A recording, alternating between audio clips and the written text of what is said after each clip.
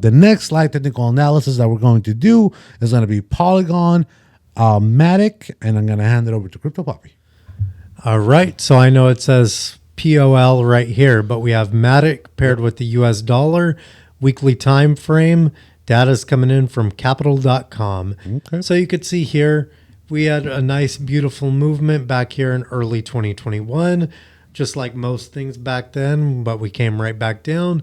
We created a brand new all-time high late 2021 before just melting to the downside and retracing all of those gains before going slightly sideways, grinding to the upside, then grinding to the downside for about a year, and then sideways in 2024, right? Continuing down to the downside mid 2024.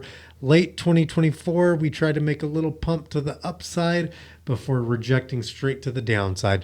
This is going to be a hard one to do technical analysis on right here, but I could see here we could plug in a Fibonacci from this level back here.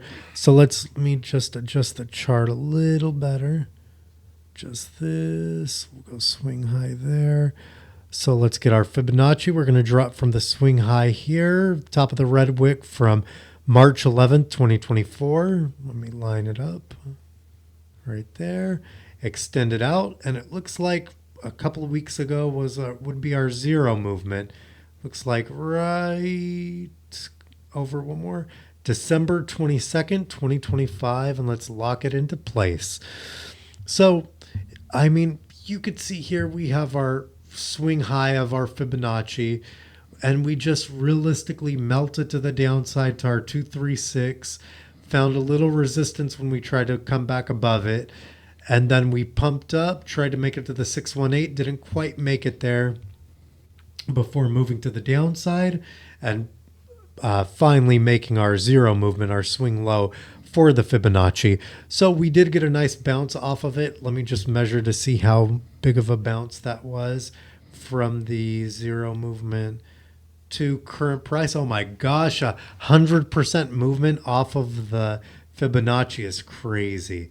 Let me just dial this in a slightly better, little tighter. Right about there. Lock it back into place. So about 100% movement right here just off of our Fibonacci was pretty crazy. Let's see from, let's do a trend line as well. Why not? But you know what? Let's do it from let's do it. Whoops. Let me delete that. Let's do it from a different point, a little further back. Because if I plotted a trend line from this point to this point, it's going to be super extreme, and it'll probably show that we're already breaking through it. So I'm going to plot a trend line from this touch point here on February 13th, 2023. Second touch point will be at our zero movement, which is March 11th, 2024. And we'll just have it extended out to the right. 1, 2, let's lock it into place. It looks good. So here we have our overhead trend line, which is going to act as resistance when we do start to approach it. We have our Fibonacci set up. We bounced off of our zero movement. So all eyes are going to be on the 236. Next step would be our overhead trend line. Then following that would be our 618. So let's get our measuring tool out. From current price, roughly current price, to our zero movement, we have about a 47% movement to the downside. So definitely have some risk, decent risk to the downside. To our 236 fib level, we have 106% movement to the upside. To our trend line, which will act as resistance, 313%. Jesus Christ. To our 618, 315%. So 40-ish% risk to the downside, 355% reward to the upside. So high risk, definitely with being over 40% to the downside, but definitely very high reward. And I would say, you know, if this is a token you love, a token you're interested in, do that calculation. Is your average price above or below current market price? And that will tell you what you should do. Should you continue to dollar cost average, or should you just chill? Not financial advice. But again, you have those huge movements to the upside. Like anything else, nothing's going to go up forever and nothing's going to continue to come down forever. So definitely remember to take your profit, not financial advice. Take your profit, put it elsewhere, go ball out with it, go enjoy it, pay your taxes with it, not financial advice.